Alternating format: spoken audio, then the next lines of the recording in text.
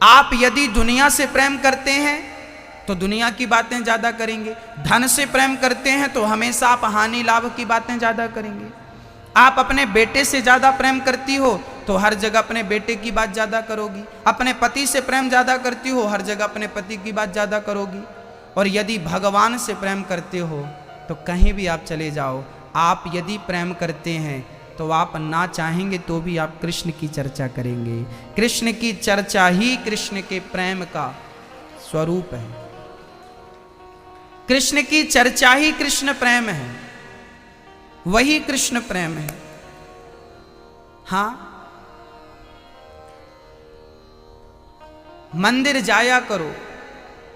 एक सज्जन हमसे बोले, गुरुजी जब भगवान सब जगह है तो मंदिर क्यों जाएं?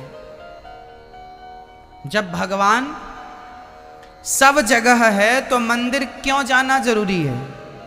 मैं उत्तर देता हूं। जैसे हवा सब जगह होती है, फिर भी जब आपको ज्यादा गर्मी लगती है तो आप कहां जाते हैं? कूलर के सामने, पंखे के नीचे, एसी के पास। हवा सब जगह होती है पर कूलर के सामने हवा ज्यादा होती है, हाँ या ना? हवा सब जगह है पर सब जगह की हवा आपको गर्मी से शांत नहीं कर सकती। गर्मी से शांति तो कूलर के सामने मिलेगी। ऐसे ही परमात्मा सब जगह है पर सब जगह वाला परमात्मा भी मंदिर में ज्यादा है, इसलिए वहां शांति का अनुभव होता है, इसलिए मंदिर में मन लगता है। मंदिर ध्यान का एक केंद्र है। ध्यान का क्या है? केंद्र है। वहां जाएंगे तो वहां का वातावरण शुद्ध होता है, इसलिए मंदिर हमारे बाप दादाओं ने बनवाए थे। हर मोहल्ले में, हर गांव में एक मंदिर होता था ताकि लोग शांति पाने के लिए, मन ध्यान यहां ज्यादा लगेगा। फोन में बात, पहले जमाने में फोन नहीं होते थे, एसटीडी होती थी। फोन लगाना हो तो आपको एसटीडी सेंटर जाना पड़ता था, वहां से नंबर मिला के बात करनी थी। जैसे उस जमाने में बात करनी हो तो एसटीडी जाना ही पड़ता था, एसटीडी चलकर आपके पास नहीं आती थी। ऐसे ही आपको ईश्वर से संपर्क साधना हो तो मंदिर ही एसटीडी है, जहां परमात्मा से संपर्क साधा जा सकता है। वहां ईश्वर ज्यादा है, वहां पॉजिटिव वातावरण है ना, इसलिए मंदिर जरूरी है। ईश्वर सर्वव्यापी है, सत्य है, पर सर्वव्यापी है तो मंदिर में भी है ना। अब कोई ये कहे कि सब जगह है मंदिर में नहीं है तो वो मूर्ख आदमी है। सब जगह है तो मंदिर भी तो सब जगह में एक जगह है, मंदिर कैसे छूट गया? अब ईश्वर मंदिर में क्यों है, क्यों जाते हैं, मैंने कारण बता दिया। प्रश्न दूसरा, क्या भगवान भोजन करते हैं? आप लोग रोज भगवान को भोग लगाती हो मैया, दाल चावल सब्जी रोटी खीर मालपुआ, तो क्या भगवान खाते हैं? मां, खाते हैं भगवान? नहीं खाते? तो जब नहीं खाते तो लगाती क्यों हो? क्यों लगाती हो? जब आपने यही मानसिकता बना रखी है वो खाता ही नहीं तो लगाने से फायदा नहीं। आप अपने सनातन संस्कृति को समझिएगा। भगवान, मैं आपको प्रैक्टिकल करके बता दूं, आप समझ जाएंगे। ये क्या है? पुष्प। इसमें सुगंध है या नहीं है? आहा, बहुत सुंदर, बढ़िया। अच्छा, इसे हम तराजू में रखें, वजन करें तो इसका वजन था 10 ग्राम। कितना वजन है इसका? माना कि इसका वजन 10 ग्राम है। हमने इसे तराजू पे रख के तौला, ये 10 ग्राम का। इसके बाद हमने इसकी खुशबू ली, हाँ, अब फिर से हमने इसको तौला, तो क्या खुशबू लेने के बाद हमने इसे फिर से तराजू में रख के तौला तो क्या इसका वजन कम होगा? बताओ बच्चों, होगा? क्यों नहीं होगा? हमने तो इसकी खुशबू ले ली ना। खुशबू ले ली तो वजन तो कम होना चाहिए ना, नहीं होता ना। जैसे हम इस पुष्प की खुशबू ले लें फिर भी इसका वजन बिल्कुल कम नहीं होता, ज्यों का त्यों रहता है, उसी प्रकार जब हम थाली पर दाल चावल सब्जी रोटी भगवान के सामने तुलसी का पत्ता डालकर रखते हैं तो भगवान वस्तु ग्रहण नहीं करता, दाल चावल सब्जी रोटी तो नहीं खाता, पर खिलाने का जो भक्त का भाव है वो भाव की खुशबू भगवान ग्रहण कर लेता है। इसलिए भगवान को भोग भी लग जाता है और दाल चावल सब्जी रोटी कम भी नहीं होती। लोग कहते हैं कि खाए हो भगवान तुम्हारे खाते हैं तो कम होना चाहिए ना। 4 रोटी रखी थी तो भगवान खाएंगे तो 3 बचेंगी या 2 बचेंगी या 1 बचेंगी या चारों खा लेंगे, तो रोटी कम होनी चाहिए ना। कम क्यों नहीं होती? कम इसलिए नहीं होती कि हमने इसकी खुशबू ली फिर भी इसका वजन कम नहीं हुआ। ऐसे ही जैसे भौरा पराग ले लेता है, खुशबू ले लेता है, पुष्प छोड़ देता है, ऐसे भगवान रोटी सब्जी दाल चावल सब छोड़ देता है और उसके पीछे जो भक्त का प्रेम था, स्नेह था, भाव था, वो भगवान स्वीकार कर लेता है। वही भोग है, वही ईश्वर को क्या है, वही स्वीकार है ईश्वर को, वही प्रेम है। तो कोई आपसे कहे कि तुम्हारा भगवान तो खाता नहीं, तो उनसे कहो कि खाते हैं, खिलाने वाला तो हो, वो प्रेम का भूखा है, वो भाव को स्वीकार कर लेता है ना। अच्छा, एक प्रश्न और मैं आपको क्लियर कर दूं, भगवान कितने हैं मेरी मां? बताओ भगवान कितने हैं? मां, मैया जी, ओ मेरी मां, कितने हैं भगवान? यदि ईश्वर एक है तो फिर उसका मंदिर भी एक ही होना चाहिए, पर हमारे यहां तो अनेक मंदिर हैं। ये राम जी का, कृष्ण जी का, दुर्गा जी का, हनुमान जी का, शंकर जी का। एक ईश्वर है तो मंदिर भी एक होना चाहिए। कोई आपसे प्रश्न कर दे कि तुम्हारे भगवान, अब हमारे कुछ लोग कहते हैं कुछ लोग कहते हैं 33 करोड़ देवी देवता होते, ये अफवाह है। भगवान 33 करोड़ नहीं होते मेरी मां। कितने होते हैं? एको ब्रह्म द्वितीयो नास्ति। ईश्वर एक है, दूसरा नहीं है। तो जब एक है तो दिखता अनेक क्यों है? आज मैं इसका उत्तर दूंगा, जरा समझिएगा। मैया जी, आप एक ही हो ना, स्त्री एक, जरा समझिएगा। एक स्त्री, उस आपका पिता जब आपको देखता है तो किस रूप में देखता है? बेटी। आपका भाई आपको देखता है, किस रूप में देखता है? बहन। आपका बेटा आपको देखता है, किस रूप में? मां। आपका पति आपको देखता है, किस रूप में? पत्नी। आप एक ही हो पर आप 4 रूपों में दिखती हो। पिता के लिए पुत्री दिखती हो, भाई के लिए बहना दिखती हो, पुत्र के लिए मां दिखती हो, पति के लिए पत्नी दिखती हो। आप हो एक, पर आपको देखने वाले 4 हैं, इसलिए आपको 4 रूपों में देखा जाता है। आपके 4 रूप होते हैं कि नहीं? है ना? पिता के लिए अलग रूप है आपका, पत्नी के लिए, पति के लिए अलग रूप, भाई के लिए अलग और बेटे के लिए अलग रूप है।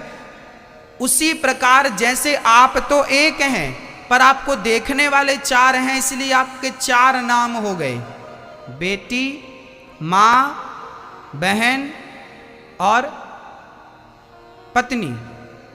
आप एक हो पर देखने वाले 4 हैं, तो आपके रूप भी 4 हो गए, नाम भी 4 हो गए। उसी प्रकार ईश्वर एक है पर उसे देखने वाले भक्त अनेक हैं, इसलिए उस एक को ही कोई राम कहता है, कोई कृष्ण कहता है, कोई दुर्गा कहता है, कोई शंकर कहता है, कोई हनुमान कहता है। वह एक ही अनेक रूपों में पूजा जाता है।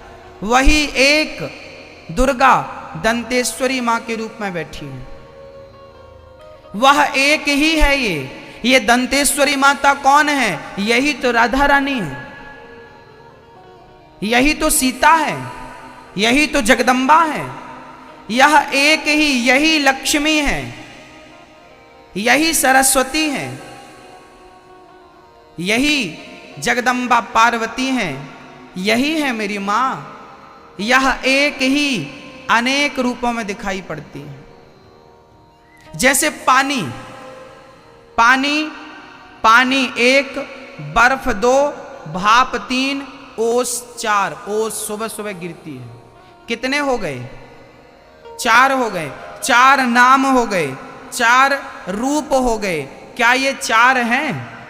पानी ही बर्फ है, पानी ही भाप है, पानी ही ओस है। ये चार नाम है, चार रूप है, पर है एक। उसी प्रकार नाम अलग, रूप अलग, पर तत्व तो एक ईश्वर ही है। सब में वही समाया है। वह एक ही अनेक रूपों में दिखाई पड़ रहा है। उसे अनेक मानने की ना समझी ना करें। वह एक ही अनेक है, क्योंकि हम अनेक है ना, हमारी विचारधाराएं अनेक है ना, इसलिए वो अनेक सा प्रतीत होता है। जैसे जैसे जब आप बस से चलते हो, जब गाड़ी से, ट्रेन से चलते हो, तो ऐसा लगता है कि जंगल भी चल रहा है। लगता ना? आप जब गाड़ी से जाओ, बहुत तेज गाड़ी हो, तो आप जंगल की तरफ देखो तो वो ऐसा चलता हुआ दिखाई पड़ता कि नहीं? जबकि जंगल नहीं चलता, चलते आप हैं। वो तो स्थिर है, पर ऐसा लगता है जंगल चल रहा है। हाँ या ना? ऐसे ही जैसे जंगल तो स्थिर है, पर चलायमान आप हैं, इसलिए जंगल चलायमान है। उसी प्रकार ईश्वर तो एक है, आप अनेक हैं। आप अनेक हैं, इसलिए ईश्वर आपको अनेक लग रहा है। वो तो एक ही है, जंगल तो एक ही है, पर चलता सा महसूस इसलिए होता है क्योंकि तुम चल रहे हो। तुम अनेक हो, अनेक हो, अनेक हो, है ना? 135 करोड़ की आबादी है।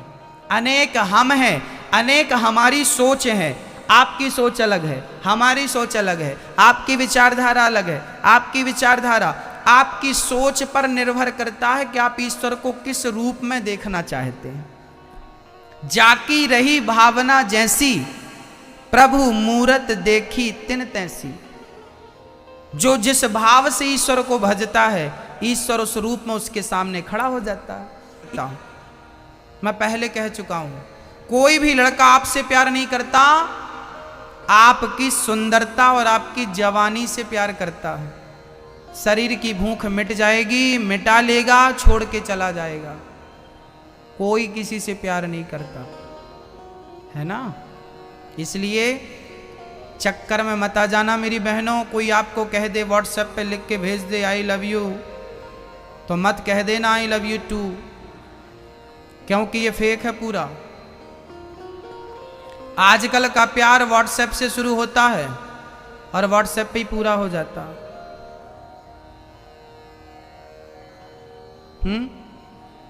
आजकल का प्यार बच्चों ने कहां से शुरू किया है? फेसबुक से, व्हाट्सएप से, यही समाप्त भी हो जाता। माँ बाप का भी थोड़ा सा कर्तव्य है कि वो बच्चों पे निगरानी रखें। आजकल के बच्चे बड़े होशियार होते हैं, रजाई ऊपर डाल लेते हैं, लगता है माँ बाप को बच्चे सो गए, सोए नहीं, अंदर व्हाट्सएप चलाते रहते हैं। ये इतने चतुर होते हैं, माँ बाप को उल्लू समझते हैं, माँ बाप मूर्ख हैं, और बाद में अपने पांव में ऐसे कुल्हाड़ी मारते हैं कि ये ना घर के रह जाते हैं ना घाट के रह जाते हैं। यदि आप अपने माँ बाप को धोखा देते हैं ना मेरी बहनों, मेरे भाइयों, तो वो धोखा माँ बाप को नहीं है, वो आप अपने आप को दे रहे हैं। क्या होगा माँ बाप का? माँ बाप तो पाल पोस के बड़ा कर दिए हैं, जाओ अपने घर मौज करो, जियो मरो तुम, मर्जी तुम्हारी। इसलिए हाथ जोड़ के प्रार्थना है, कलयुग तो आज उल्टी गंगा बहा रहा है, माता पिता को बेटा ठोकर लगा रहा है। हाँ, तब एक ही था रावण और एक ही थी सीता, अब हर गली में रावण सीता चुरा रहा है। कलयुग तो आज उल्टी गंगा बहा रहा। भारत की प्यारी बहना, जितनी बहन बैठी हैं, मैंने कल बोला था बेटियों को लाना, बेटों को लाना। भारत की प्यारी बहना, तुम सावधान रहना। भारत की प्यारी बहना, तुम सावधान रहना, क्योंकि पापी भी हाथों अपने राखी बंधा रहा है। कलयुग तो आज उल्टी गंगा बहा रहा है। एक व्यक्ति वो है जो रोटी को तरसता है, एक व्यक्ति वो है जो रोटी को तरसता है और सेठ जी का कुत्ता बिस्कुट चबा रहा है। कलयुग तो आज उल्टी गंगा बहा रहा है। माता पिता को बेटा ठोकर लगा रहा है। जिसकी कलाई पे तुम राखी बांधती हो ना, जरा गौर से देखना उसे, कहीं वो आदमी गलत तो नहीं है, कहीं तुम्हारी राखी कलाई पे बांध के कहीं तुम्हें घूर तो नहीं रहा। और यदि तुम्हें नहीं घूर रहा क्योंकि तुम्हारा सगा भाई है, पर वो तुम्हारी किसी सहेली को घूर रहा है, तो क्या सही है? अच्छा आप बताओ, आपका भाई आपको अच्छी नजर से देखता है पर दुनिया की हर लड़की को गलत नजर से देखता है, तो क्या आपका भाई ठीक है? क्या आपके भाई का आपको विरोध नहीं करना चाहिए कि भाई यदि तू किसी को गलत नजर से देखता है तो मुझे भी तो कोई गलत नजर से देखता होगा, मैं भी तो सड़क में निकलती हूं। तेरे लिए पराई स्त्री यदि तेरी गंदी नजरों की शिकार होती है तो मैं भी तो किसी की गंदी नजरों की शिकार होती होंगी। मेरी बहनों, यहां जितनी मेरी बहनें बैठी हैं, आप अपने अपने भाई को बदल लो, देश बदल जाएगा। मेरी बहनों, भाइयों को बदल लो, अपने भाइयों की मानसिकताओं को बदल लो। राखी बंधाते समय कहा करो कि रक्षाबंधन में मुझे मिठाई नहीं, पैसा नहीं, मोबाइल नहीं, तेरी अच्छी नजर चाहिए, तेरी अच्छी दृष्टि चाहिए, तेरी अच्छी सोच चाहिए। जमाने में निकली हुई हर लड़की तेरी बहन है, इस दृष्टि से तू देखेगा तो मेरी कलाई, मैं तेरी कलाई पे राखी बांधी हूं ना, मेरा राखी बांधना सार्थक हो जाएगा। फिर रात के 12 बजे दंतेवाड़ा में कोई लड़की निकल जाएगी ना तो उसे डर नहीं लगेगा। अभी बड़े बड़े शहरों में लड़की निकल जाती है, उसे डर लगता है कि मैं सुरक्षित घर वापस जाऊंगी या नहीं, किसी का शिकार तो नहीं हो जाऊंगी, क्योंकि भाई गलत है।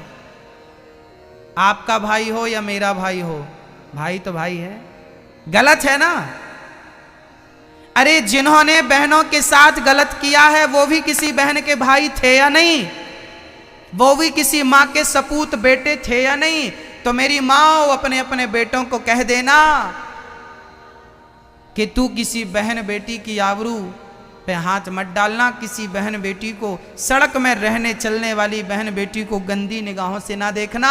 यदि तूने किसी गंदी निगाहों से किसी बहन बेटी को देखा तो समझ लेना कि तू अपनी बहन को देख रहा है, समझ लेना कि तू अपनी माँ को देख रहा है। तेरी दृष्टि जब किसी नारी को देखकर बिगड़ती है तो समझ लेना कि तू अपनी माँ को देखकर दृष्टि बिगाड़ रहा है, तू अपनी बहन को देखकर दृष्टि बिगाड़ रहा है। अरे वो नारी जो बाजार में है वो भी किसी की माँ होगी, वो भी किसी की बहन होगी। भारत को सशक्त बनाना है, सृष्टि तब बदलती है भक्तों जब हमारी दृष्टि बदल जाती है। हमारी सोच का ही तो संसार है। आपकी सोच अच्छी है तो सब अच्छा है, आपकी सोच घटिया है तो सब घटिया है। सोच अच्छी हो सब अच्छा है, सोच बुरी है सब बुरा है। भगवान श्री कृष्ण, दृष्टि एक कुम्हार था। देखो मैं दृष्टि से सृष्टि की बात कर रहा हूं। लोग कहते हैं जमाना खराब है, लोग कहते हैं जमाना खराब है। अरे भाई ये तो बताओ कि जमाने से हम हैं या हमसे जमाना है? बताओ, जमाने से हम हैं या हमसे जमाना है? बोलो। हाँ, जमाने से हम नहीं है मेरी बहनों, जमाने से हम नहीं है, हमसे जमाना है। हाँ या ना? हमसे जमाना है। लोग कहते हैं जमाना खराब है, जमाना भी तुमसे ही तो है। तुम अच्छे हो जाओगे तो जमाना भी अच्छा हो जाएगा। तुम ही बुरे हो इसलिए जमाना बुरा है, तुम्हारी सोच बुरी है इसलिए जमाना बुरा है, तुम्हारी दृष्टि बुरी है इसलिए जमाना बुरा। एक आदमी दंतेवाड़ा में बोला कि हमें सब कुछ लाल देखना है, यहाँ की स्त्रियों को, पुरुषों को, पेड़ को, पौधों को, आकाश को, पानी को, पाताल को लाल कर दो। क्या सबको लाल करना संभव था? क्या पॉसिबल है? हाँ या ना? हाँ कि ना? बोलो मेरी माँ। नहीं ना? संभव है। कैसे? बोले उसकी आंखों में लाल कलर का चश्मा लगा दो, जैसे लाल देखने का शौक है, उसकी आंखों में जब लाल चश्मा होगा तो वो जहां देखेगा, जिसे देखेगा, क्या देखेगा? लाल ही लाल दिखेगा। भक्तों, जमाना तब बदल जाता है, जमाना तब बदल जाता है जब आपका नजरिया बदल जाता है। यदि लाल चश्मा होगा सब लाल, हरा चश्मा होगा सब हरे। ये भक्ति का चश्मा एक बार लगा के देखो, कण कण में मेरा कन्हैया नजर ना जाए तो देख लेना। ये अच्छाई का, ये सत्य का चश्मा लगाकर चलो तो सही। ये जमाना खराब नहीं है, हमारी दृष्टि खराब है। आप अच्छा चश्मा लगाओ, भक्ति का, ज्ञान का, प्रेम का, सच्चाई का। मैं सच के मार्ग में चलता हूं, चलो सब अच्छा। मुझे तो सब अच्छा लगता, मुझे तो हर बहन अच्छी